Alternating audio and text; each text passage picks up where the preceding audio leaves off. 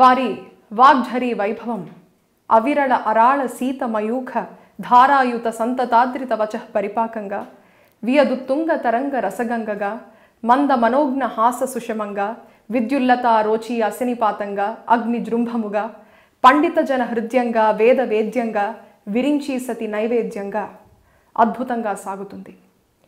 గురుజన భక్తులు, శిష్యజన వత్సలులు, పాండితీ ప్రకాండులు, పుంభావ సరస్వత్యులు అయిన శ్రీ సామవేదం షణ్ముఖ శర్మ గారితో ఈనాటి మానస సంచరరే కార్యక్రమం. బ్రహ్మశ్రీ సామవేదం షణ్ముఖ శర్మ. ఆయన మాట ఆధ్యాత్మిక కోట. ఆయన నోటి నుంచి పలికే ప్రతి పదం ఒక వేదం. పుట్టింది ఒరిస్సాలోనైనా తెలుగు, సంస్కృత భాషల్లో అనర్ఘళంగా ప్రవచించగల నిష్ణాతుడాయన. బాల్యం నుంచే మహాశివునిపై అనేక కీర్తనలు రాసిన పరమ శివభక్తుడాయన. కవిగా, సంపాదకునిగా, సినీ గేయ రచయితగా విలక్షణమైన భక్తి గీతాలను రాసి ఆధ్యాత్మిక సంగీత రసజ్ఞుల గుండెల్లో చెరగని ముద్ర వేసుకున్న మహానుభావుడాయన. వేదాలలోని సారాన్ని కోట్లాది మంది ప్రజలకు ఉపదేశం చేస్తూ తన ఇంటి పేరును సార్థకం చేసుకున్న ఆధ్యాత్మిక రాజమాయన. ప్రస్తుతం అనేక ప్రవచనాలను ప్రజలకు అమృతధారగా కురిపిస్తూ అశేష జనుల మనసుల్లో చోటు సంపాదించుకున్న ప్రముఖ ఆధ్యాత్మికవేత్త బ్రహ్మశ్రీ సామవేదం షణ్ముఖ శర్మ గారితో నేటి మానస సంచరరే కార్యక్రమం. నమస్కారం గురుగారు. నమస్కారం అమ్మా. గురుగారు, మన మానస సంచరరే కార్యక్రమాన్ని ఒక మంచి శ్లోకంతో ప్రారంభం చేద్దాం. వేదమయీం నాదమయీం బిందుమయీం పరపదోద్యదిందుమయీం మంత్రమయీం తంత్రమయీం ప్రకృతిమయీం నౌమి విశ్వవికృతిమయీం. సామవేదం షణ్ముఖ శర్మ గారు, అంటే సామవేదం అనే పేరు ఎలా వచ్చింది? ధర్మం ఎప్పుడైతే క్షీణిస్తుందో అప్పుడు ధర్మ సంస్థాపన కోసం ఒక యుగ పురుషుడు ఆవిర్భవిస్తాడు అని చెప్పి మనకి సనాతన ధర్మం చెప్తుంది. అలాగే మీరు ధర్మ సంస్థాపన కోసం సంభవించారని చెప్పి మేము అందరం అనుకుంటూ ఉంటాం.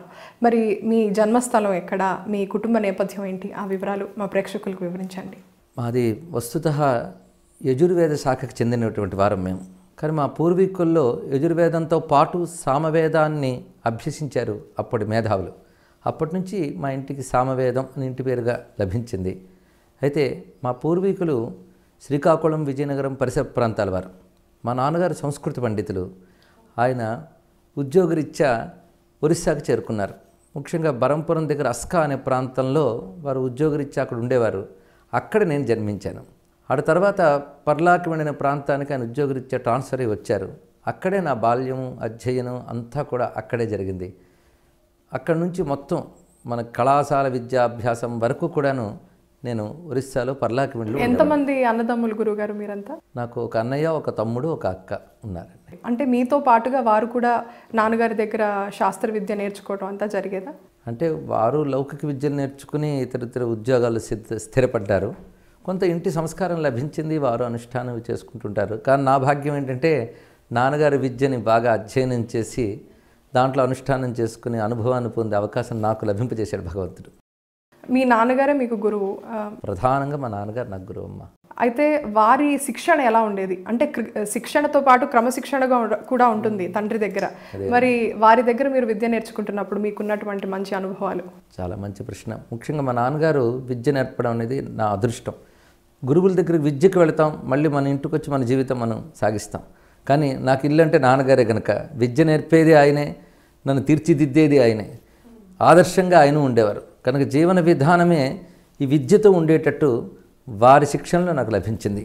వారి వద్ద సంస్కృత భాషని, తెలుగు భాషని నేర్చుకోవడం కాకుండా వేదాంత విద్యను అభ్యసించే అవకాశం నాకు లభించింది. మన ఉపనిషత్తులు, అదేవిధంగా బ్రహ్మసూత్రాలు, భగవద్గీత, ఇవి ప్రస్థానత్రయం చెప్పబడుతుంటాయి.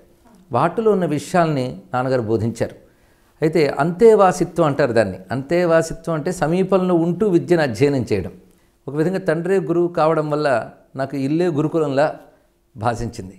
ఆ కారణం చేత వారు చెప్తూ ఉన్నప్పుడు కేవలం ఇది పాఠం చెప్తున్న సమయం అని కూర్చోబెట్టి చెప్పడమే కాకుండా నిరంతరాయంగా వాళ్ళు మాట్లాడుతూ ఉన్నప్పుడు ఇవే విషయములు వస్తూ ఉంటూ నిత్యం అనేక కోణాల్లో అనేక సమయాల్లో అధ్యయనం జరిగేది మాకు. శుశ్రూష అంటే ఏమిటో తెలిసి వచ్చింది. శుశ్రూష అంటే శ్రోతం ఇచ్ఛా శుశ్రూష, వింటూ ఉండడం, వినాలనుకోవడమే శుశ్రూష. అది తండ్రి వద్ద అలా ఉండడం వల్ల అనేక సందర్భాల్లో వారు చెప్పిన మాటలు అప్పుడు ఏదో మాట వరుసకు చెప్తున్నారు అనిపిస్తుంది, తర్వాత ఓహో ఆ చెప్పిన దాంట్లో ఇది మర్మం ఉందా అని తర్వాత జీవితంలో కూడా తెలుస్తుంటుంది. అలా ఒక విధంగా జీవనమే విద్యాభ్యాసంలో సాగే అవకాశం తండ్రి గురువుగా లభించడం వల్ల నాకు ప్రాప్తించింది. మీరు ఎకనామిక్స్లో గ్రాడ్యుయేషన్ చేశారు, అయితే తర్వాత చెన్నైకి వెళ్ళి మీరు సినిమా రంగ ప్రవేశం చేశారు. అంటే ఒక సంప్రదాయబద్ధమైనటువంటి కుటుంబం నుంచి వచ్చి మీరు చెన్నై సినిమా రంగం అనగానే అదొక డిఫరెంట్ వరల్డ్ అని చెప్తారు, ఒక విభిన్నమైన ప్రపంచం అది. మరి ఆ రంగ ప్రవేశం ఎలా చేయగలిగారు? దేనివల్ల మీరు అటువైపు మళ్ళారు?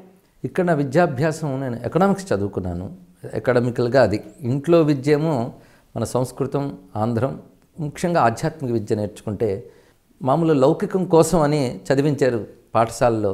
దాంతో నేను ఎకనామిక్స్ ఆనర్స్ చదువుకున్నాను. ఆ తర్వాత ఉద్యోగరీత్యా నేను విజయవాడలో ఒక పత్రికలో ఉపసంపాదకుడిగా చేరాను. దానికి కారణం ఏంటంటే సాహిత్యపరమైనటువంటి అభిలాష ఉందో దాన్ని వ్యక్తీకరించడానికి ఒక అవకాశం లభించిందని పత్రికా రంగంలో చేరాను. ఆ తర్వాత నాకు గేయ రచన, పద్య రచన, ఇవన్నీ కవిత ఒకటి అలవడింది. కవిత్వం ఎప్పుడైతే అలవడిందో కవిత్వాన్ని ప్రకటించడానికి, కవిత్వంతో ఒక ప్రాచుర్యం పొందాలి అంటే గొప్ప రంగం పత్రికా రంగం, సినిమా రంగం. కాబట్టి మంచి కవిత్వం చెప్పడానికి అవకాశం ఉంటుందని సినిమా రంగం వైపు ప్రయత్నం చేయడం జరిగింది. అనుకోకుండా ప్రయత్నం సఫలీకృతమై సినిమా రంగంలో పాటలు రాయడం జరిగింది. ఇది కేవలం నాకున్న కవితా తృష్ణ చేత సినిమా రంగంలో చేరడం జరిగింది. అది నేను దీనికి భిన్న ప్రపంచంగా ఎప్పుడు భావించలేదు. ఎందుకంటే పాటలు రాయడం వరకే, మిగిలిన నా జీవన విధానం మాత్రం ఏ సంప్రదాయమైన కుటుంబ నేపథ్యం నుంచి వచ్చానో ఆ సంప్రదాయాన్ని ఎప్పుడు తప్పలేదు నేను. అప్పుడు కూడా నిత్యం చేసుకోవాల్సిన అనుష్ఠానం, అధ్యయనం ఇవన్నీ సాగింది. ఆ సాగుతున్న దశలోనే ఒక విధంగా ఇది దైవికమైన ఏర్పాటని అనుకుంటున్నా. ఎందుకంటే సినిమా రంగంలోకి వెళ్ళేటప్పటికే ఈ కవిత్వ పరంగా నేను మామూలుగా భౌతికమైనటువంటి అభ్యుదయ సాహిత్యం ఇలాంటి కొంత రచించిన, ప్రధానంగా ఆధ్యాత్మికవాదిని కనుక ఆధ్యాత్మిక కోణంలోంచి అవన్నీ చూడడం జరిగింది. అదేవిధంగా విశ్వనాథ సత్యనారాయణ గారి సాహిత్యం, దేవులపల్లి కృష్ణశాస్త్రి గారి సాహిత్యం బాల్యం నుంచి చదవడం అలవాటు ఉండడం చేత ఒక భావుకత, ఒక తాత్వికత ఈ రెండు అలవడ్డాయి. అది వ్యక్తపరచడానికి కవిత్వాన్ని ఆలంబనగా తీసుకుని నేను నా ఇష్టదైవమైనటువంటి పరమేశ్వరునిపై సుమారు 1000 సంకీర్తనలు రచించడం జరిగింది సినిమా రంగంలోకి చేరక ముందే. అవన్నీ పాటలేగా, అందుకు పాటల రచన అనేది అలవడింది. కాబట్టి అదే కొనసాగుతూ ఉండేది నాకు. తర్వాత సినిమా రంగంలో ఉన్నప్పటికి కూడా ఆశ్చర్యకరం ఏంటంటే మొట్టమొదటి నాకు వచ్చిన అవకాశం పెదరాయుడు సినిమాలో ఒక పాట రాయమని ఇచ్చారు. ఆ ట్యూన్ నేను చూసుకున్న సన్నివేశం అడిగితే అది శివుడికి సంబంధించిన ఒక జాతర పాట. క్రమంగా నాకు సినిమాల్లో పాట రాయాలి అనేటువంటి ఉబలాటంతో వెళ్ళానో ఆ ఉత్సుకత క్రమక్రమంగా క్షీణించింది. అలాగే నిరుత్సాహపడ్డాను కాదు, మంచి మంచి పాటలు రాసే అవకాశం లభించింది. ఆది మధ్యం అంతా అన్నట్టుగా మొట్టమొదట డమడమ డమడమ గుండె డమరకం రోగే అని పెదరాయిలో రాశాను. మంజునాథ్ సినిమాలో ఈ పాదం పుణ్యపాదం పాట. చివరికి ఇంక పాటలు రాయను అని నిర్ణయించుకుని ఇటు ఆధ్యాత్మిక రంగంలో ప్రవచనాల రూపంలో చెన్నైలో నేను మొదలుపెట్టిన తర్వాత అది క్రమంగా ఆదరణ పొందుతూ దానికి సినిమా రంగమే నాకు కారణమని భావిస్తాను. అయితే గురువుగారు, ఆర్థికంగా ఇప్పుడు ఆధ్యాత్మిక రంగానికి అంత మనకి అంటే సినిమా రంగంతో కంపేర్ చేస్తే అంత లాభాలు ఉండకపోవచ్చు కదా, మరి అంత స్టెప్ ఎలా తీసుకున్నారు మీరు? చాలా గొప్ప విషయం. ఎందుకంటే సినిమా రంగం నిజంగా మీరు అన్నట్టు ఒకవైపు సాహిత్య తృష్ణ, మరొకవైపు ఒక సౌకర్యవంతమైన జీవితం గడపవచ్చు అనే ఉద్దేశంతో అక్కడ చేరడం జరిగినది. కానీ నాకు క్రమంగా అనుకోనుకున్న అవకాశాలు ఎలా లభించాయంటే అక్కడున్న పెద్దలతో చర్చ చేసేటప్పుడు ఏవైనా విషయం వచ్చినప్పుడు ఇదిగో ఏదైనా సంస్కృత వాక్యం వచ్చినా, ఒక పద్యం వచ్చినా దాని భావం చెప్తూ చర్చ చేస్తుంటే వారు సంతోషించేవారు. అలా క్రమంగా వారు ఒక సభ లాంటిది ఏర్పాటు చేసి మీరు మాట్లాడండి అంటే మాట్లాడడం, దానితో ఈ మాటలన్నీ ప్రజాబాహుళ్యానికి చెందితే బాగుంటుంది అనుకున్నారు. ఈ లోపల ఛానల్స్ మొదలయ్యాయి. మొట్టమొదటి జెమినీ ఛానల్ వచ్చింది, తర్వాత ఈటీవీ వచ్చింది. ఆ ఛానల్స్ మొదలైనప్పుడు ఈ ప్రవచనాలు వింటున్న ఒక ఆయన వచ్చి నా చేత శివానంద లహరి ప్రవచనం అంతా చెప్పించి రికార్డ్ చేసి మొట్టమొదటిగా జెమినీ టీవీలో ఇచ్చారు. అది ప్రతి సోమవారం వచ్చేది. అలా సంవత్సర కాలం వచ్చింది. మొత్తం 100 శ్లోకాలు నేను అందులో భాష్యం చెప్పడం జరిగింది. ఇది ప్రజాదరణ పొందింది. ఈ సమయంలో బాపు అదే తొలిసారి మీరు ప్రవచనం చెప్పటం టీవీల్లో తొలిసారమ్మా. ఓహో, అంతకుముందు పత్రికా రంగంలో పనిచేసినప్పుడు కూడా నేను అక్కడ విజయవాడలో ఉద్యోగం చేసేవాడిని. అక్కడ సత్యనాపురంలో శివరామకృష్ణ క్షేత్రం ఉంటుంది. అక్కడ అనుకోకుండా ఒక్క ఉపన్యాసం చెప్పడం తటస్థించింది. అక్కడ నుంచి వాళ్ళు ఇంచుమించు ప్రతి నెల ఏదైనా విషయం మీద మాట్లాడమనేవారు. ఇటు పత్రిక ఉద్యోగం చేసుకుంటూ ప్రవచనం చెప్పడం అనేది ఒక ఉత్సాహంగా ఉండేది కనుక అది ప్రారంభించాను నేను. సినిమా రంగంలోకి వెళ్ళాక నాకు మొట్టమొదటిగా అవకాశం ఈ విధంగా వచ్చింది. ఈ సమయంలో ముళ్ళపూడి వెంకటరమణ గారు, బాపు గారు వాళ్ళు భాగవతం అని సీరియల్ తీశారు. అవును. అందులో నన్ను పాటలు రాయడానికి పిలిచారు. పాటలు రాసేటప్పుడు మేము చర్చ చేస్తూ ఉన్నప్పుడు ఆ భాగవతాంశాలు నేను చెప్తూ వారితో ఇది ఇలా ఉంటుంది అలా ఉంటుందని చెప్పేవాడిని. వాళ్ళు మంచి రసజ్ఞులు, విజ్ఞులు. వాళ్ళు ఇంకా అది కేవలం పాటలు రాయడానికి వెళ్ళినట్టు కాకుండా ఒక మిత్రుల్లా చర్చ చేసుకునేవాళ్ళు. అందులో వ్యాసుడు ఏం చెప్పాడు, పోతన ఏం చెప్పాడు, ఈ మాటలు చెప్తుంటే వారికి చాలా ఆనందం కలిగింది. దానితో వాళ్ళు ఉభయులు కూడా ఈటీవీ వారితో చెప్పారు, ఈయన ఎన్నో విషయాలు తెలుసుకున్నారు, ఈయన ద్వారా ప్రవచనం చేయించండి అని. అప్పుడు వారు పిలవడం, నా ప్రవచనం ప్రారంభించడం. 2000 సంవత్సరంలో ఇది ప్రారంభమైంది. 99లో శివానంద లహరి వచ్చింది జెమినీ టీవీలో. 2000 నుంచి అనేక అంశాలపై ఇప్పటి వరకు కూడా ఈటీవీలో నా ప్రవచనాలు వస్తున్నాయి. అప్పటికి 2 ప్రధానంగా ఉండేవి, ఇవి బాగా ప్రాచుర్యించింది. దానితో అనేక మంది వాళ్ళు మీరు ప్రవచనాలకు రండిని పిలిచేవారు.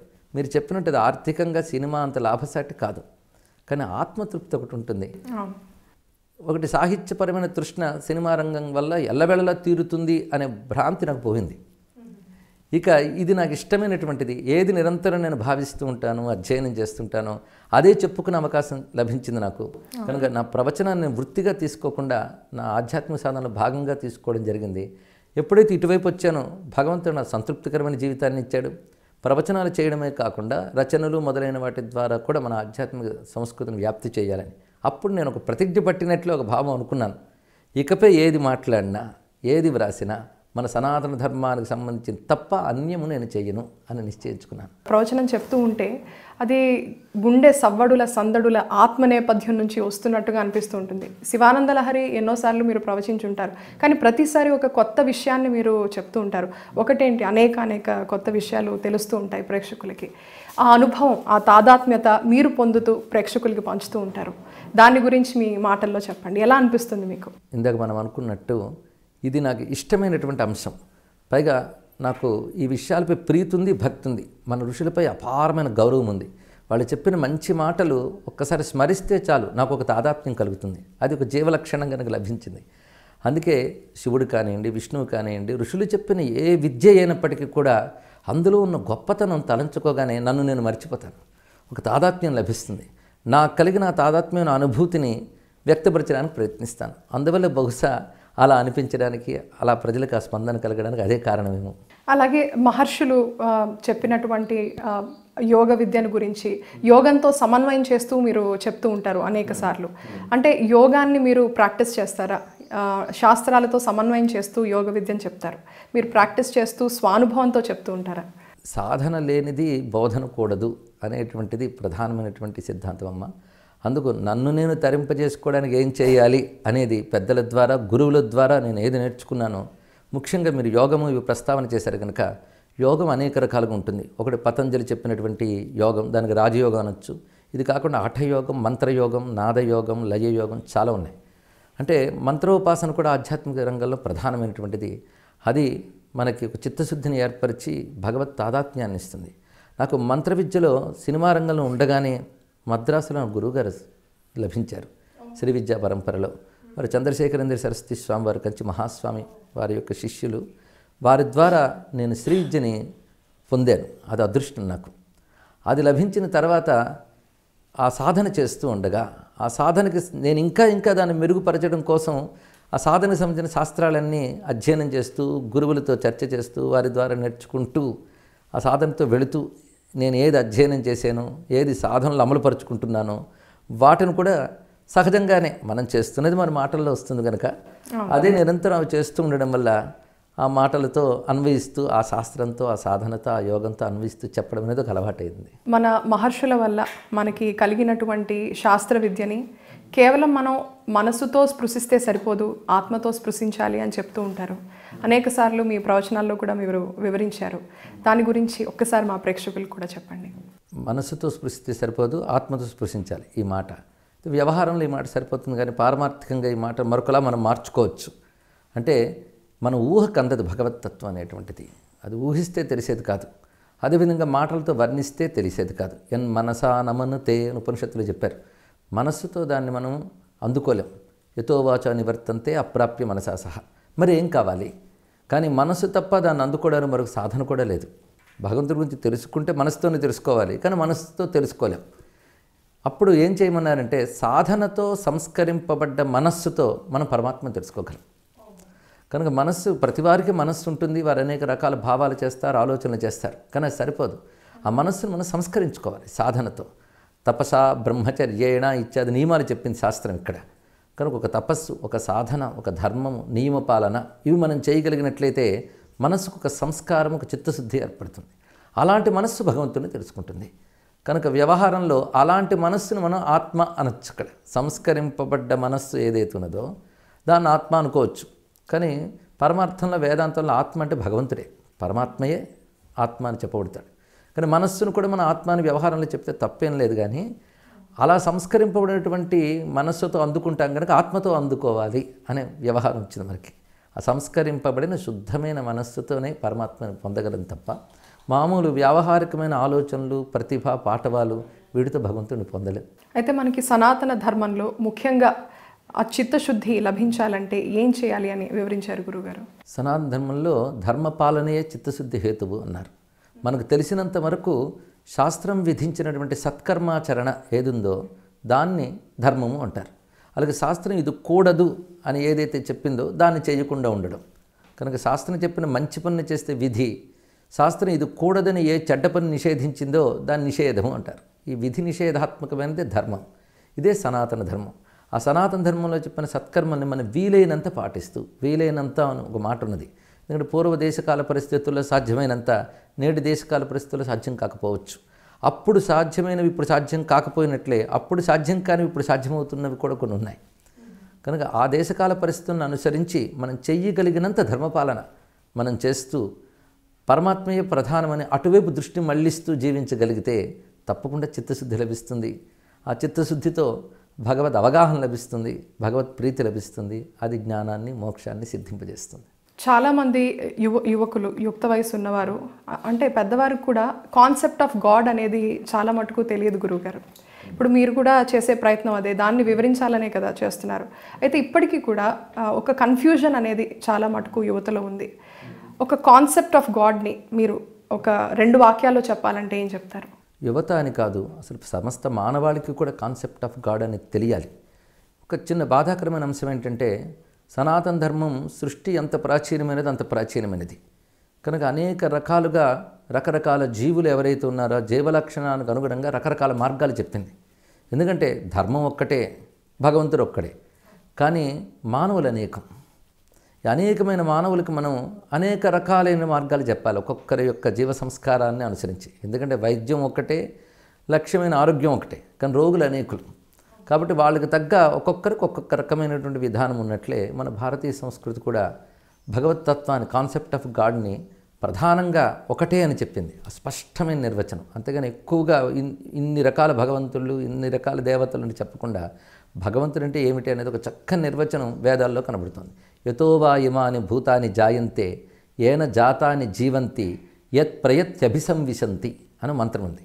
అంటే దేనివల్ల ఈ ప్రపంచమంతా కలుగుతోందో, దేనివల్ల కలిగిన ప్రపంచమంతా నిలబడి ఉందో, చివరికి దేనిలో ఈ ప్రపంచమంతా లీనమవుతుందో అది భగవంతుడు. ఎంత స్పష్టమైన చక్కని నిర్వచనం చెప్పారు ఇక్కడ. అందుకు తన వల్ల కలుగుతోంది, తన యందే లీనమవుతుంది, తానే నిర్వహిస్తున్నాడు. కనుక సృష్టిలో ప్రతీదీ ఆయన అధీనంలో ఉన్నది. ఇక్కడ ఆయన అనొచ్చు, ఆవిడ అనొచ్చు, వ్యవహారానికి ఆయన అంటున్నాం, కానీ అది భగవంతుడు అంటే కాన్సెప్ట్ ఇదమ్మ ప్రధానం. ఆయన సర్వజ్ఞుడు, సర్వశక్తిమంతుడు, సర్వవ్యాపకుడు. ఇవి ఆయన లక్షణాలుగా మనం చెప్పుకుంటున్నాం. ఇది కాన్సెప్ట్ ఆఫ్ గాడ్. ఇందాక మీరు ఆయన, ఆవిడ అని అన్నారు గురువుగారు. కాకపోతే అంటే మనకి కాస్మోస్లో ఒక ఫెమినైన్ ఎనర్జీ, మాస్కులైన్ ఎనర్జీ 2 ఉన్నట్టుగా చెప్తారు. శివ, శక్తి 2 కూడా. మరి ఎలాగా అంటే ఒకళ్ళే అని చెప్పారు ఇప్పుడు. మరి ఈ రెండింటిని ఎలా తెలుసుకోగలుగుతాం? అసలైన భగవతత్వం స్త్రీ పుం భావాలకు అతీతమైనది. అదే సృష్టికి పూర్వం ఉన్నటువంటిది. అది జగన్నిర్వహణ కోసం సంకల్పించుకుని ఆ భగవతత్వం ఏదైతుందో అది తనలో దాగిన అనంతమైన శక్తి ద్వారా ఈ విశ్వాన్ని ఏర్పాటు చేస్తుంది. అప్పుడు ఏర్పాటు చేసినప్పుడు మొట్టమొదటిగా ఆ ఏకమైన పరబ్రహ్మతత్వమే తనను తాను 2గా వ్యక్తపరుచుకున్నది. అది ఏకం ద్వేదా విభజ్య అని మనకి అది శాస్త్రంలో కూడా చెప్తున్నారు. తనను తాను 2గా విభజించుకున్నాక అదొక స్త్రీ రూపం, పుం రూపం ధరించింది. ఇదే మన అర్ధనారీశ్వర తత్వంగా మనం భావన చేస్తున్నాం. అసలు అర్ధనారీశ్వర తత్వం గురించి మనం ఒక్కసారి ఆలోచిస్తే ఆ ఒక్క భావనే మన సనాతన ధర్మం ఎంత గొప్పదో చెప్తుంది. అర్ధనారీశ్వర తత్వంలో స్త్రీ పురుషుడు వేరువేరుగా ఉండరు, 2 కలిసి ఒక స్వరూపంగా చూపిస్తున్నాడు. అంటే అర్థం ఏంటి? ఒకే తత్వం సృష్టి నిర్వహణ కోసం రెండుగా అయింది అని అర్థం ఇక్కడ. కనుక స్త్రీ పుంభావాలుగా రెండు కనబడుతున్నప్పటికీ రెండు ఒకే ఈశ్వర తత్వం. అందుకే ఆయన పరమేశ్వర అంటే ఈవిని పరమేశ్వరి అన్నాం. స్త్రీలింగ పుంలింగాలే మారే తప్ప ఈశ్వరత్వం మారలేదు ఇక్కడ. కనుక ఉన్నది మాత్రం సృష్టి స్థితి లయ కారణమైనటువంటి ఒకానొక పరమేశ్వరుడు. ఏ శక్తితో ఆయన ఇదంతా చేస్తున్నాడో ఆ శక్తిని మనం స్త్రీమూర్తి అంటున్నాం, ఆ శక్తి కలిగిన ఈశ్వరుని పుమ్మూర్తి అంటున్నాం. అలాగే గురువుగారు స్వామి వివేకానందుల వారు మన భారత పుణ్యభూమిని గురించి వివరిస్తూ the land to which every soul that is wending its way Godward అని వివరించారు, to attain its last home అని. మరి అంతటి పుణ్యభూమి ప్రపంచంలో కూడా అత్యంత powerful and the most revered భూమి మన భారత పుణ్యభూమి అని అంటారు. మరి అటువంటి భూమిలో ఉన్నటువంటి ప్రజలకి మాయ అలాగే అజ్ఞానం వేళ్ళూనుకోవడానికి అసలు కారణం ఏంటి? మాయ విశ్వవ్యాపకమే ఎలాగూ ఉంటుంది. మాయ అంటే ఒక్కటే, అంతా ఈశ్వరతత్వం అయినప్పటికీ దాన్ని తెలుసుకోలేక ఈశ్వరునికి భిన్నంగా ప్రపంచాన్ని చూడడమే మాయ. ఇది ప్రతి జీవుడికి ఉంటుంది. రెండో మాట మీరు అజ్ఞానం అని అన్నారు ఇక్కడ. ఈ అజ్ఞానం అనేది కూడా సర్వవ్యాపకం ఉంటుంది. కానీ భారతదేశం గొప్పతనం ఏంటంటే ఈ మాయ అంటే ఏమిటో తెలుసుకుని, అజ్ఞానం అంటే ఏంటో తెలుసుకుని దాన్ని ఎలా దాటాలో తెలియజేసిన పుణ్యభూమి మనది. అయినప్పటికీ కూడాను ప్రతిదానికి కాలం ఒకటి ఉంటూ ఉంటుంది. ఇది మనం ఒప్పుకోవలసినదే. కాల ప్రభావంలో ఎంత గొప్ప దేశానికైనా గొప్ప ధర్మానికైనా ఉత్థానం పతనం అనేది అవుతూ ఉంటుంది. అది ధర్మంలో దోషం కాదు. ధర్మాన్ని గ్రహించలేని మానవ కోటి ఉన్నప్పుడు ఆ ధర్మం అందదు. అయితే క్రమంగా భారతదేశంలో దీన్నే మన వాళ్ళు పురాణ భాషలో చెప్పాలంటే కలి ప్రభావం ఒక్క మాటలో చెప్పారు ఇక్కడ. కలి అంటే ఏమిటో కాదు, భౌతికమైన ప్రపంచమే సత్యం అనుకుని దానికోసమే తాపత్రయపడ్డం ఉన్నదే అది కలిబుద్ధి. అది ఎక్కువగా పెరిగిపోవడం చేత క్రమంగా స్వార్థం ఇత్యాదులు పెరగడం చేత ధర్మము జ్ఞానం అందకుండా పోతుంది. కానీ ఎవరైనా ధర్మం గురించి జ్ఞానం గురించి సృష్టి ఏమిటి, ఎటుపోతుంది, ఎటు వెళ్ళాలి అనే ప్రశ్నలు వేసుకుంటే దానికి సమాధానం లభింపజేసే భూమి మాత్రం నేటికి భారతదేశమే. ఒకవైపు మనదైనటువంటి జ్ఞానం ఇవన్నీ దెబ్బతిన్నట్లు కనిపిస్తున్నప్పటికీ కావాలనుకున్న వాడికి ఇప్పటికీ లభిస్తూనే ఉన్నాయి, అందులో సందేహం లేదు. ఈ దేశం గొప్పతనం అది. కనుక ఇప్పటికీ యోగులు, మహాత్ములు, జ్ఞానులు, సనాతన ధర్మం చెప్పిన అన్ని శాఖలకి, అన్ని సంప్రదాయాలకి చెందిన మహాత్ములు మనకు గోచరిస్తూనే ఉన్నారు, లభిస్తూనే ఉంటారు. అందుకే భారతదేశం ఎవరిని నిరాశపరచదు ఆ దృష్టితో వచ్చినటువంటి వారికి. ఇది ఎలాంటిదంటే ఒక పెద్ద తోట ఉంటుంది, తోటలో రకరకాల కుసుమాలు ఉంటూ ఉంటాయి. అదేవిధంగా ఆ తోటను వృద్ధి చేయడానికి ఎరువు, గత్తము మొదలైనవన్నీ ఒక చోట పెట్టి ఉంచుతారు అక్కడ. అది ఆ తోటకు తుమ్మిదలు వస్తాయి. అవి వెళ్ళి కేవలం ఆ పువ్వుల మీద వాలి అందులో మకరందాన్ని తీసుకువెళ్ళిపోతాయి. మిగిలిన వాళ్ళు వచ్చి ఆ పువ్వులు చూస్తూ ఇది చూస్తూ ఇదంతా అదేంటి ఇంత చెత్తగా ఉంది అనవచ్చు. కానీ ఒక తుమ్మిదికి మాత్రమే తెలుస్తుంది అందులో ఏది గ్రహించాలనేది. కనుక భారతదేశం ఇప్పుడు ఆ తోటలో ఉంది. ఇందులో అత్యద్భుతమైనటువంటి కుసుమాలు, జ్ఞానాలు ఉన్నాయి. అవి కావాలనుకున్నటువంటి వాళ్ళు తుమ్మిదల్లో వచ్చి గ్రహిస్తూనే ఉన్నారు. అందుకే స్వామి వివేకానంద చెప్పిన ఆ మాట పొల్లుపోదు. ఎప్పటికీ ఇది సనాతన ధర్మం ప్రపంచంలో ఎవరికైనా అందివ్వగలిగినటువంటి శక్తి ఈ దేశంలో ఎప్పుడూ ఉంటుందమ్మా. అదొక ధైర్యకరమైన అంశం. అయితే జనబాహుళ్యం ఇప్పుడు ఎక్కువ మంది అది గ్రహించలేని పరిస్థితి ఏర్పడిన మాట వాస్తవమే. దానికి ఒకటి భోగలాలస బాగా పెరగడం ఒకటి. ఇక జీవితమే సత్యం అనుకోవడం, ఇక్కడే సుఖపడాలి, ఇక్కడే సంతోషించాలి అని భోగలాలస బాగా పెరగడం చేత యోగ నిష్టపోతుంది.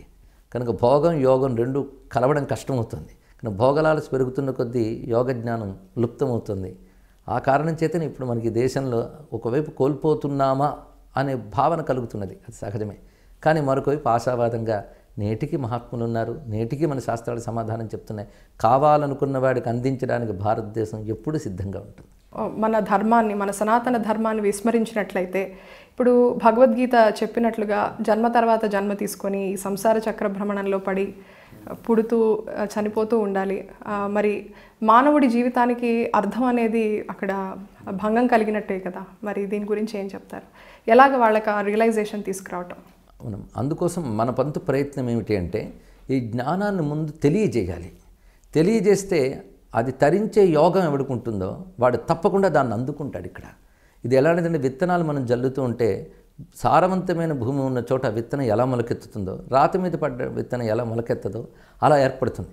కానీ మన వంతు ప్రయత్నంగా మనం వీలైనంత ఈ ధర్మాన్ని, జ్ఞానాన్ని వ్యక్తపరుస్తూ ఉండాలి, తెలియజేస్తూ ఉండాలి. తరించే యోగం ఉన్న వాళ్ళు తప్పకుండా అందుకుంటారు. మరొక ఇందాక జన్మల గురించి చెప్పారు కనుక అందుకున్న వాళ్ళు కొంతమేరకు సాధన చేసినప్పటికీ ఈ జన్మలో అది వ్యర్థం కాకుండా తర్వాత జన్మలో ఆ సాధన ఎక్కడ ఆపారో అక్కడి నుండి కొనసాగి తర్వాత జన్మలో కూడా తరించడానికి పనికొస్తుంది. గురువుగారు, మీరు మణిద్వీపాన్ని గురించి ప్రవచిస్తున్నప్పుడు విన్నాను.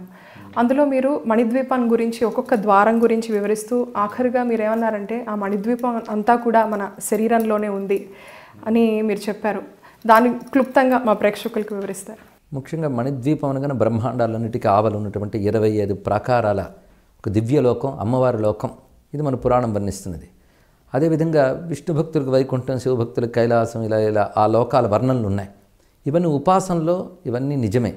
కానీ తాత్వికంగా చూస్తే ఆ భగవతత్వం ఏదైతే అమ్మవారిగా మనం ఆరాధన చేస్తున్నామో అది మనలో ఆత్మగా ఉన్నదే. ఇది మనదైన సనాతన ధర్మం యొక్క అసలైన హృదయం. ఇక్కడ స్వాత్మైవ దేవతా ప్రోక్త లలితా విశ్వవిగ్రహ అని అగస్త్య మహర్షికి హయగ్రీవస్వామి బోధించారు. కనుక అమ్మవారు మనలో ఆత్మరూపంలో ఉన్నారు కనుక నీ శరీరం అంతా చైతన్యంగా ఉన్నది. జగన్మాత మనలో చైతన్యాన్ని కలిగిస్తూ చైతన్య రూపముగా ఉన్నటువంటిది. ఆ చైతన్యం మన శరీరం అంతా ఉంది. పరిశీలిస్తే మన శరీరం ఒకటిగా కనబడుతున్నా దీనిలో అనేక ఆవరణలు ఉన్నాయి. పంచభూతాలు ఉన్నాయి మన శరీరంలో, పంచ తన్మాత్రలు ఉన్నాయి, పంచ జ్ఞానేంద్రియాలు, పంచ కర్మేంద్రియాలు, పంచ ప్రాణాలు, ఇవన్నీ చెప్పబడుతున్నాయి. అప్పటికి మనం 25 దాకా వచ్చేసాం. మనస్సు, బుద్ధి, చిత్తం, అహంకారం, ఇన్ని రకాలు కలిస్తే మన దేహం. వీటన్నిటిలో ఆ చైతన్యం ఉంది కదా, ఉంటేనే ఇవన్నీ పనిచేస్తున్నాయి. కనుక ఆత్మరూపమైన అమ్మవారు మనలోనే, మన హృదయంలోనే ఉంటే ఆవిడ నుంచి కిరణాలుగా వస్తున్న శక్తులన్నీ మన శరీరం అంతా ప్రసరిస్తూ ఉంటే ధ్యాన దృష్టితో మనం పరిశీలించవలసినది ఆ ఆత్మయే లలితాంబ. ఆవిడ నుంచి వచ్చిన శక్తులే నా శరీరంలో 25 ఆవరణలో వ్యాపించిపోయాయి. ఇది పరిశీలిస్తే మణి అంటే ప్రకాశం. తనంత తాను ప్రకాశించేదాన్ని మణి అంటారు. స్వయం ప్రకాశం అని ఇక్కడ. ఎందుకంటే మణికి వేరే దీపాలు అక్కర్లేదు. పూర్వం మణి దీపాలను పెట్టేవారు. కానీ స్వయం ప్రకాశ లక్షణం కలిగింది మణి. కనుక ఆత్మ స్వయం ప్రకాశం. ఈ శరీరంలో ఆ స్వయం ప్రకాశమైన ఆత్మ యొక్క కాంతులు నిండిపోయి ఉన్నాయి. అందుకు మనం దానివల్ల ప్రకాశిస్తున్న శరీరంలో ముందు ప్రకాశాన్ని చూస్తాం. ఈ ప్రకాశానికి కారణమైన స్వయం ప్రకాశ వస్తువు ఏదో పరిశీలించాలి. ఎందుకంటే శరీరం స్వయం ప్రకాశం కాదు, ఆత్మయే స్వయం ప్రకాశం. దానివల్ల ప్రకాశిస్తున్నది ఈ శరీరం. ఇక్కడ ప్రకాశం అంటే చైతన్యం అని అర్థం. అలా మనం భావన చేస్తూ వెళ్ళాలి. అప్పుడు మన శరీరంలో ఉన్న పంచభూతాలు ఇత్యాదులే మణిద్వీపంలో ఆవరణలుగా తెలుస్తూ ఉంటాయి. చిట్ట చివరికి అమ్మవారు మనలో ఆత్మరూపంగా ఉన్నారని తెలుస్తుంది. అప్పుడు మనకు అర్థమవుతుంది ఆత్మ ఆవిడే అయినప్పుడు, శరీరంలో చైతన్యం కూడా ఆవిడైనప్పుడు ఇంకా నేనెవరిని? నేను అనబడే చైతన్యం కూడా ఆ తల్లే. అదే అహమిత్యేవ విభావయే భవాని. అప్పుడు శరీరాన్ని మణిద్వీపంగా దర్శించినట్టయింది. ఇక్కడ మణిద్వీపాన్ని దర్శించగలిగితేనే అక్కడ మణిద్వీపాన్ని మనం పొందగలం. అయితే అమ్మవారికి ఆ లోకం లేదని కాదు, అది ఉపాసన పరంగా ఆ లోకం ఉంది, నేటికి ఉంది. కానీ అక్కడున్న లోకాన్ని మనం ఇక్కడ నిరంతరం భావన చేయడం చేత మనం తన్మయులమై మన శరీరం అంతా అమ్మవారి చైతన్యంగా దర్శించగలం, శరీరమే మణిద్వీపంగా దర్శించగలం.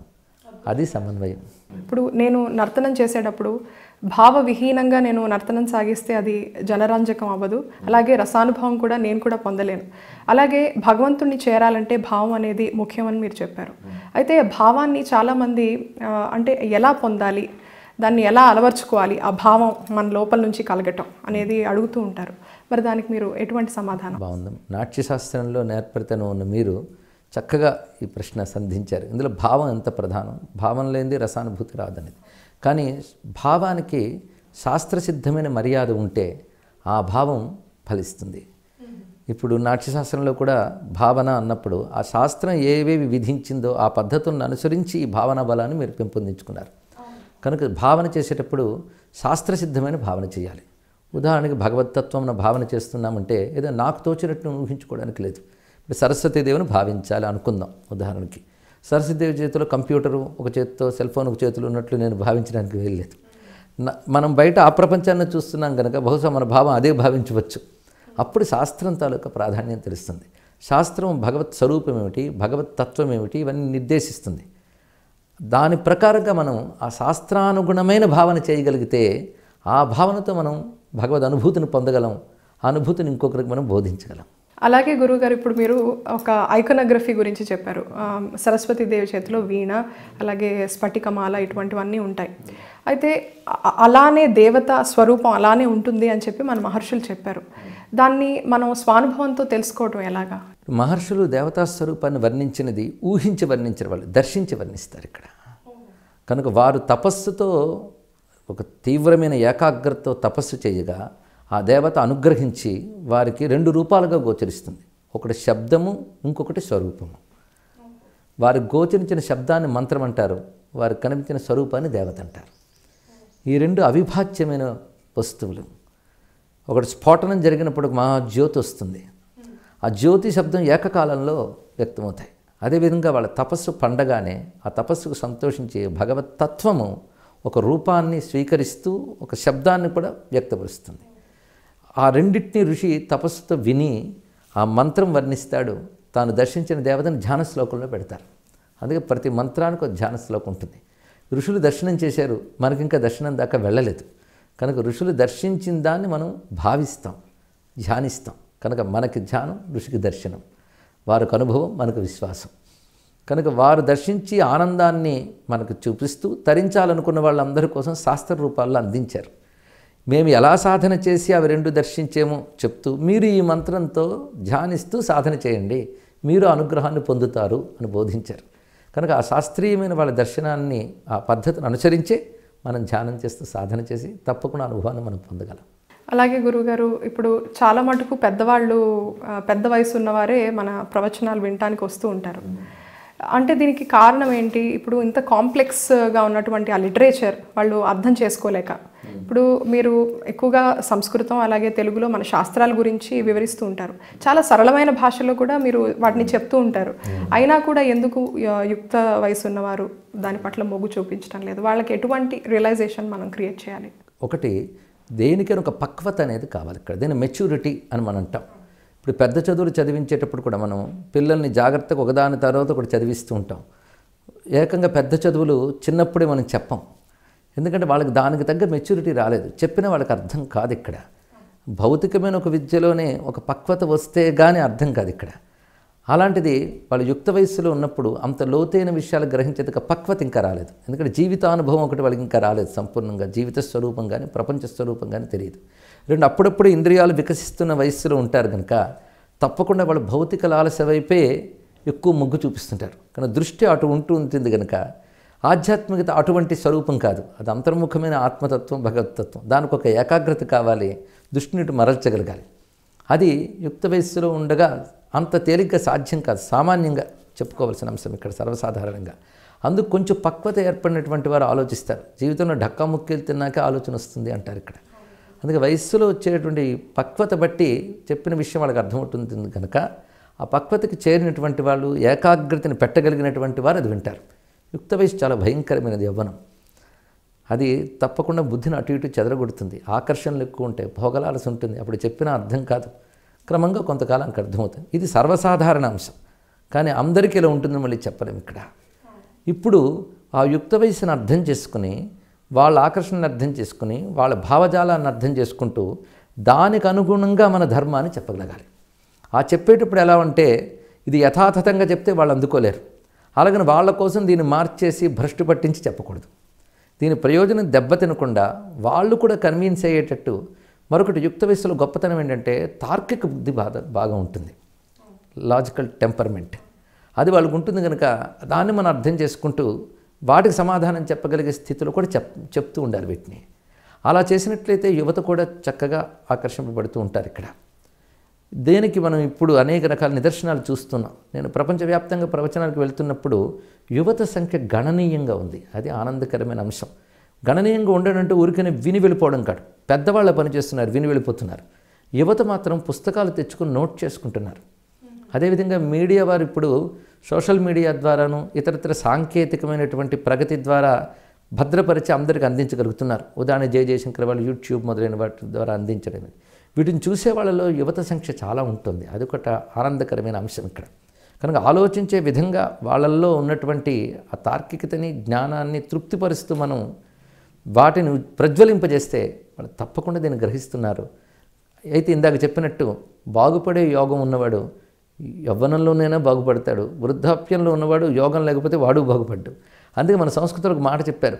ఆధ్యాత్మికవాదుల్లో హిరణ్యకశిపుడు పక్క భౌతికవాది, ప్రహ్లాదుడు ఆధ్యాత్మికవాది. ఇక్కడ మనం గమనించినట్లయితే ప్రగతికి పక్వతకి వయస్సు నిమిత్తం కాదు, సంస్కారాల నిమిత్తం. అది తెలుసుకోవాలి. అందుకే భౌతికవాదంతో కొట్టుకుపోయే వాళ్ళు పెద్దవాళ్ళైనా, ఆధ్యాత్మికవాదంతో యువకుడు ఎదిగినా అది గొప్ప విషయం ఇక్కడ. కనుక ప్రస్తుతం యువత కూడా అందుకుంటున్నారు. యువతరం యొక్క తర్కానికి కానీ వాళ్ళ ఆలోచనలకు కానీ సంతృప్తి కలిగించేటంత గొప్ప జ్ఞానం మన సనాతన ధర్మంలో ఉంది, అందులో సందేహం లేదు.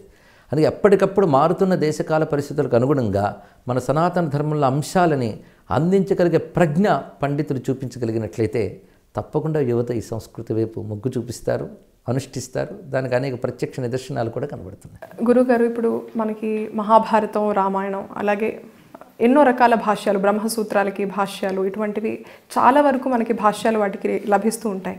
అయితే మీరు ప్రవచనం చెప్పాలంటే అనేక రకాలైన భాష్యాల్ని చదివి వాటిని పఠనం చేసి అధ్యయనం చేసి మీరు తర్వాత ప్రేక్షకులకి పంచాల్సి ఉంటుంది. సో ఎలాగా జరుగుతూ ఉంటుంది మీ అధ్యయనం? ప్రధానంగా మూల గ్రంథాన్నే తీసుకోవాలమ్మ. ఇక్కడ ఉదాహరణకి భారతం చెప్పాలనుకోండి, దానికి అనువాదాలు ఉన్నాయి, భాష్యాలు ఉన్నాయి, కానీ ప్రధానంగా మూల గ్రంథం తీసుకోవాలి. ఈ సందర్భంలో ఒక చిన్న అనుభూతి చెప్తాను. సద్గురు శివానందమూర్తి గారు నా గొప్ప ప్రేరకులు, మహానుభావులు. ఇవాళ వారిని నేను 3వ గురువుగా చెప్పుకుంటున్నా. మహానుభావులు ఒకసారి నాతో మాట అన్నారు, భగవద్గీతకి భాష్యాల్లో శంకరాచార్య ఏం రచించారు, రామానుజాచార్య ఏం రచించారు, మధ్వాచార్య ఏం రచించాడు అనేది కాదయ్యా, కృష్ణుడు ఏం చెప్పాడో చూడన్నారు. చాలా అత్యద్భుతమైన మాట అన్నారు వారు ఇక్కడ. కృష్ణుడు చెప్పిన భగవద్గీత శ్లోకాలు కూడా తేట సంస్కృతంలోనే ఉంటాయి కదా అని కూడా ఇంకో మాట అన్నారు. చాలా విశేషమే. అంటే భాష్యాల్ని నిరసించడం కాదు, ఇక్కడ భాష్యాలు చదివినప్పటికీ కూడా మూల గ్రంథాన్ని అధ్యయనం చేయాలి. భాష్యం అంటే ఇంటర్ప్రిటేషన్ కదా, ఇంటర్ప్రిటేషన్స్ వస్తాయి. ఆ ఇంటర్ప్రిటేషన్ సెల్ఫ్ ఇంటర్ప్రిటేషన్ కూడా అవ్వచ్చు, లేదా అందులో ఉన్న హృదయాన్ని ఆవిష్కరించేటట్టు ఉండొచ్చు. అందుకు మనకొక పరిజ్ఞానం ఉండాలి. అదేమిటంటే సంప్రదాయమైనటువంటి ఒకానొక సంస్కారం మనకు ఉండాలి. మొట్టమొదటి ఏ భాష్య గ్రంథం చదివినప్పటికి కూడా మనదైన సంప్రదాయం మన ముందు తెలియాలి. తెలుసుకున్న గ్రంథాన్ని మనం అధ్యయనం చేయగలిగినట్లయితే ఎవరైనా సంప్రదాయ విరుద్ధమైన భాష్యం రచిస్తే అది మనం తీసుకోం. వాళ్ళు మహాపండితులు ఎందరో రాసి ఉంటారు. ఉదాహరణకి కొంతమంది రామాయణ భాగవత భాష్యాలు ఉన్నాయి, చాలా గొప్ప గొప్ప భాష్యాలు ఉన్నాయి. ఇందులో వేదము వేదాంతము ఏదైతే ఉందో దాన్ని ప్రమాణంగా తీసుకుంటూ కొందరు భాష్యాలు రచించారు. అందులో మహాపండితులు ఉన్నారు. కొందరు మహాపండితులు కూడా ఒక్కొక్కసారి సంప్రదాయ విరుద్ధమైన భాష్యం రచిస్తారు. ఎందుకంటే వాళ్ళకి ఒక మతాభిమానము, భావావేశము ఉంటుంది. అలాంటి చోట్ల కొన్ని చోట్ల భాగవతంలో, రామాయణంలో కూడా కొందరు భాష్యకారులు శివద్వేషం వీటిని కూడా చూపించారు. నిజానికి భాగవతంలో, రామాయణంలో అవి లేవు. ఆ సన్నివేశాలు వచ్చేటప్పటికల్లా వీళ్ళు కొంచెం విజృంభించిపోయి అలాంటి సంప్రదాయ విరుద్ధమైన భాష్యాలు వేశారు. ఇప్పుడు మనం ఆ భాష్యం ప్రమాణంగా తీసుకున్నాం అనుకోండి, మనము సభకి అదే తెలియజేయాల్సి వస్తుంది. అప్పుడు తప్పుడు అవగాహన వెళ్ళిపోతుంది. మనకు ప్రధానంగా సంప్రదాయం తెలియాలి, మనకంటూ ఒక ప్రత్యేకమైనటువంటి ఒక పద్ధతిని ఏర్పరచుకోగలగాలి. అది ఆ సంప్రదాయ విరుద్ధం కాకుండా ఉండాలి. అటువంటి కట్టుబాటు మనం ఏర్పరచుకొని భాష్యం ఎంత చదువుతామో మూల గ్రంథం అంత అధ్యయనం చేయాలి. కనుక మనకు భావం ఇంకా తెలుసుకోవడం కోసం, ఇంకా భావించడం కోసం ఎన్ని భాష్యాలు చదివినా మూల గ్రంథాలని మాత్రం బాగా అధ్యయనం చేయాలి. అనువాద గ్రంథాల కంటే అది చాలా అవసరం. నన్నగి తిక్కన ఎర్రాప్రగళ్ళు భారతం రచించారు, ఆంధ్ర భారతం. చాలా గొప్ప సాహిత్యం, సందేహం లేదు. కానీ ప్రమాణ బుద్ధిలో మనం తెలుసుకోవాలి, ఏది సరైనది తెలుసుకోవాలంటే మాత్రం వ్యాస భారతానికి వెళ్ళవలసిందే. అదేవిధంగా పోతన గారు చాలా రమ్యంగా భాగవతాన్ని రచించారు, కానీ అసలు భాగవతం తెలియాలంటే వ్యాస భాగవతానికి వెళ్ళవలసిందే.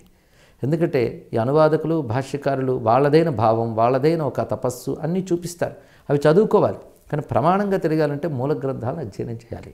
కనుక ఆ మూల గ్రంథాలు ప్రధానంగా అధ్యయనం చేసి తర్వాత భాష్య గ్రంథాలు అధ్యయనం చేసి అసలు మూల గ్రంథకర్త యొక్క హృదయానికి విరుద్ధం కానివి మాత్రమే భాష్యం నుంచి మనం స్వీకరించి మనదైన సంప్రదాయ భావనతో దాన్ని ఆలోచించి మనం దాన్ని ప్రజల్లోకి తెలియజేయాలి. అందుకే అధ్యయనం చాలా అవసరం ప్రవచనం అనే దానికి. ఇక్కడ ఇప్పుడు అంటే ఇంత కన్ఫ్యూజన్ ఉండబట్టేనా గురువుగారు, ఇప్పుడు చాలా వరకు సనాతన ధర్మంలో ఇంత ఉన్నా కూడా చాలా వరకు మత మార్పిడిలు చేసుకోవటం, లేదంటే వేరే ధర్మాన్ని, హిందూ ధర్మాన్ని వదిలేసి వేరే ధర్మానికి వెళ్ళటం, ఇటువంటివి జరుగుతున్నాయి.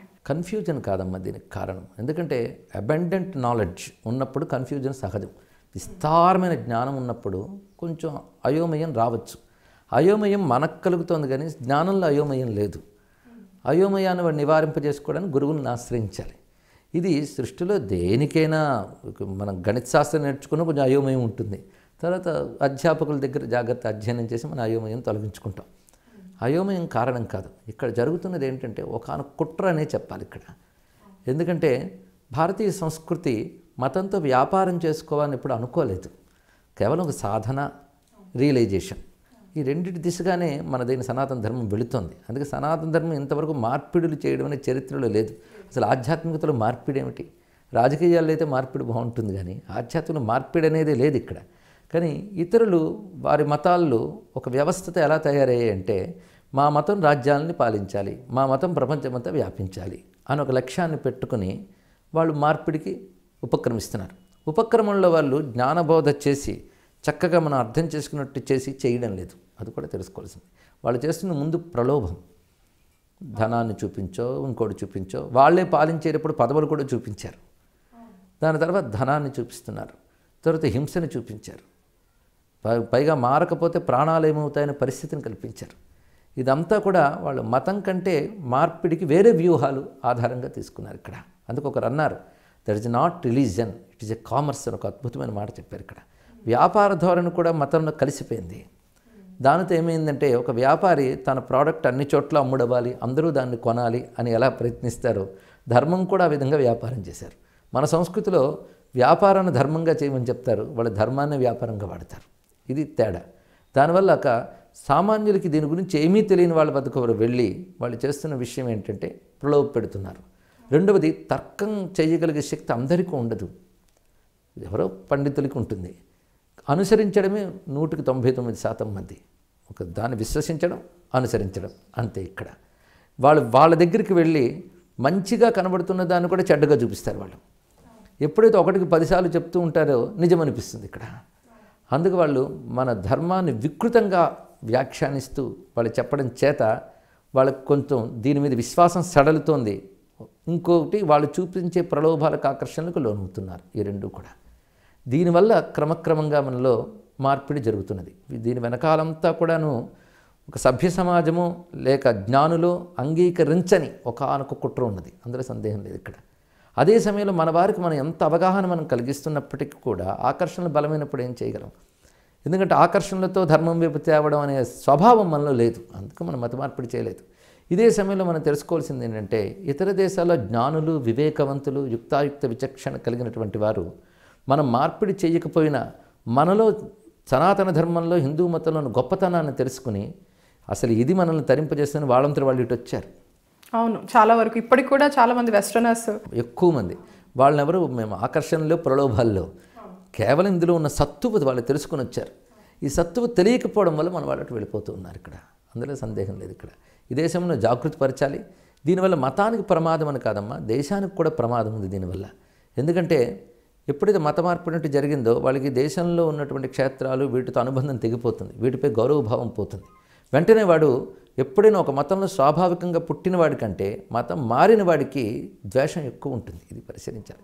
నేను అనేక విదేశాలు పరిశీలించుతున్నప్పుడు అక్కడ పుట్టినటువంటి క్రైస్తవులు చాలా సహనంతో, సౌశల్యంతో ఉంటారు. వాళ్ళు కూడా తమ మతాన్ని తాము పాటిస్తూనే ఇతర మతాలను గౌరవిస్తుంటారు. కానీ భారతదేశంలో మతం మార్పిడి చెందిన ప్రతి వాడు చేస్తున్నది ఒకటి, మత మార్పిడి పొందిన వాళ్ళు, మత మార్పిడి చేయాలనుకున్న వాళ్ళు చేస్తున్నది మన గ్రంథాలను దుయ్యబెట్టడం, మన పాత్రలు గొప్పతనాన్ని నీచంగా చెప్పడం, అనుక్షణం మనసు క్షోభపడేట్టు చేస్తున్నారు. అంటే వాళ్ళ ధర్మం గొప్పతనం చెప్పడం కంటే మనల్ని అవమానిస్తూ, హేళన చేస్తూ చెప్పడమే పద్ధతిగా పెట్టుకున్నారు. ఇలాంటి ధోరణి అక్కడ పుట్టినటువంటి మతస్థులకు లేదు, మారిన వాళ్ళకి ఎక్కువ ఉంటుంది. కనుక ద్వేషానికి క్రమంగా హేతువుతాయి. ఒక ఇంట్లోనే భర్తదొకటి, తర్వాత భార్యదొకటి మతం అయిపోతుంది. సనాతన ధర్మం చెప్పేదే ప్రేమతత్వం, దానికి భిన్నంగా ద్వేషాన్ని, ఒకవైపు మేము ప్రేమను చెప్తూ ఉంటున్నాం అంటూ ద్వేషాన్ని చూపిస్తున్నారు. కానీ ఎవరి ధర్మం వారు పాటిస్తూ ఒకరినొకరు గౌరవించుకుంటూ ఉంటే దేశం బాగుంటుంది, మానవులందరూ బాగుంటారు. అందుకని ఒక మతాన్ని హేళన చేయడం, ఒక మతాన్ని గౌరవించడం కాదు. ఎందుకంటే ప్రతి మతము సత్యాన్వేషణ వైపు వెళుతూ కొన్ని అద్భుతమైన విషయాలను చెప్పింది. ప్రతి దాంట్లో గొప్పతనం ఉంది, అది తెలుసుకోవాలి. అందుకని నా మతమే రాజ్యమేలాలి, నా మతానికి మించింది లేదు అనుకోవడమే ఆధ్యాత్మికతకు విరుద్ధం, ధర్మానికి విరుద్ధం, జ్ఞానానికి విరుద్ధం. అలాంటి విరుద్ధ భావాలతో వ్యాపిస్తే ఇంకా మతం మనల్ని ఏం తరింపజేస్తుంది? కనుకనే ఒక విషయాన్ని, ఒక మతాన్ని అర్థం చేసుకోవడానికి ఎంత తపస్సు చేయాలి, ఎంత సాధన చేయాలి, దాని లోతు తెలుసుకోవాలి అంటే. కనుక ఎవరు దేంట్లో పుట్టారో దాన్నే అనుష్ఠిస్తూ, దాన్నే ఆచరిస్తూ, మిగిలిన వాటిలో గొప్పతనాలు ఏవైనా చెప్తే తన దాన్ని వదలకుండానే వాటిని స్వీకరిస్తూ వెళ్ళవచ్చు. వదలవలసిన అవసరం లేదు ఇక్కడ. అది మన వాళ్ళకి అవగాహన కలిగించాలి. చట్టంలో అందించినటువంటి సౌకర్యాల్ని లొసుగులుగా తీసుకుని చేస్తున్నటువంటి ఒక దురాగతమే ఈ మత మార్పిడి అనేది. ఇది మానవత్వానికి విరోధం. అందుకు మతవాదులు కాకుండా మానవతావాదులు కూడా వీటిని ప్రతిఘటించాలి. కానీ మన దేశంలో మేధావులు ఆ విషయంలో మౌనం వహిస్తున్నారు. అది బాధాకరమైన అంశం. దేశ విదేశాల్లో మీరు పర్యటిస్తున్నప్పుడు మరి ఇంటి బాధ్యతల్ని నిర్వర్తించాల్సింది మీ సహధర్మచారిణి. మీ సహధర్మచారిణి యొక్క సహాయ సహకారాలు మీకు ఎంతవరకు ఉంటాయి? ఆ విశేషాలని వివరించండి. ఆవిడ సహాయ సహకారాలు లేకపోతే ఇవేవి జరిగేవి కావు. ముఖ్యంగా ఈ ధర్మ ప్రచారం అనేది ఒక తృప్తికరమైన అంశంగా జరుగుతున్నది. ఇది ఒక బాధ్యత, ఒక విధి అనేటువంటి ఒక ప్రేరణ గురువుల ద్వారా లభిస్తున్నది కనుక జరుగుతుంది. కానీ ఈ విషయంలో ఆవిడ సహకారం నాకు సంపూర్ణంగా ఉంది. ముఖ్యంగా భారతదేశంలో ఎక్కడ ఏ ప్రవచనాలు జరిగినప్పటికి కూడా నేను సప్తాహాలు ఇలా ఇస్తున్నప్పుడు ఆవిడ కూడా నాతో పాటు వస్తుంది. ఎక్కడికున్నా మా దేవతార్చన ఇవి జరుగుతూనే ఉంటాయి, వాటిలో ఆవిడ సహకరిస్తుంటుంది. పైగా నా ప్రవచనాల్లో ప్రథమ శ్రోత ఆవిడే. ఆధ్యాత్మికంగా తను సాధన చేసుకుంటుంది కనుక ఆసక్తిగా వింటూ ఉంటుంది. మేము ఇద్దరం కలిసే తిరుగుతుంటాం. విదేశాలకు వెళ్ళినప్పుడు ఇక్కడ ఇల్లు దేవతార్చన చూసుకుంటూ తన బంధు సహాయంతో ఇక్కడ ఉంటూ ఉంటే, విదేశాలకు మాత్రం ఒక్కడనే వెళ్ళి వస్తుంటాను. ఎందుకంటే ఎక్కడ ఒత్తిడి ఎక్కువ ఉంటుందో, సౌకర్యం తక్కువ ఉంటుందో అలాంటి చోట కుటుంబంతో వెళ్ళడం ఇబ్బందిగా ఉంటుంది కనుక నేను వెళ్ళి వస్తుంటాను. కనుక అనుక్షణం అన్నిట్లోనూ ఆవిడ సహకారం ఉంది. కలిసే చేస్తూ ఉన్నాయి ఆధ్యాత్మిక ప్రయాణం అంతా.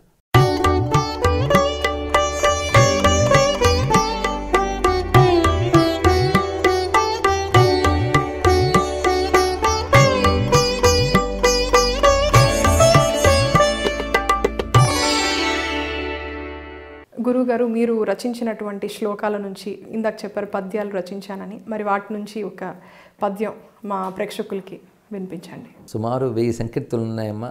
ఇప్పుడు మీరు అడిగిన వెంటనే స్ఫురించింది చెప్తాను. అది ప్రేక్షకులకు కూడా మంచి కలగాలనే భావంతో దాన్ని చెప్పుకుందాం. ఇది శివ కవచలనంట కీర్తన. ఆదిదేవుడసిత కంఠుడన్ని చోట్ల రక్ష, శంభుడు మా పాలిస్వామి సర్వకాల రక్ష, భూమి రథము నెక్కు వేల్పు భూమిపైన రక్ష, జడల గంగ దాల్చు భవుడు జలములోన రక్ష, అగ్నినేత్రధారి హరుడు అగ్నిలోన రక్ష, ఆయువిచ్చు అఖిలవర్తి వాయువులో రక్ష, ఆకాశకేశ పాశధారి ఆకాశాన రక్ష, దిగంబరుడు అష్టమూర్తి దిక్కులలో రక్ష, దివ్యధవళ దేహధారి దేహానికి రక్ష, షణ్ముఖ సన్నుతుడు శివుడు సమకూర్చిన రక్ష. చాలా అద్భుతంగా. ఋషిపీఠం స్థాపించింది ఎప్పుడు గురువుగారు? అంటే ఈ ఋషిపీఠం అనే సంస్థ ద్వారా ఎటువంటి కార్యక్రమాలు మీరు చేస్తూ ఉంటారు? ఋషిపీఠం 1999లో స్థాపించబడిందమ్మా. నా మిత్రులు ఉపదృష్ట శివప్రసాద్ అని ఒకరు ఉండేవారు. నేను అప్పుడు మద్రాసుల సినిమాలకు పాటలు రాస్తున్నాను. ఆయన ఏదైనా పత్రిక ఒకటి పెడదామని ఉత్సాహం చూపించాడు. ఆయన ఈ ప్రింటింగ్ రంగంలో ఉండేవారు. మామూలు పత్రికలు చాలా ఉన్నాయా, కానీ హిందీలో కళ్యాణ్ పత్రిక ఉంది, గీతా ప్రెస్ వాళ్ళది.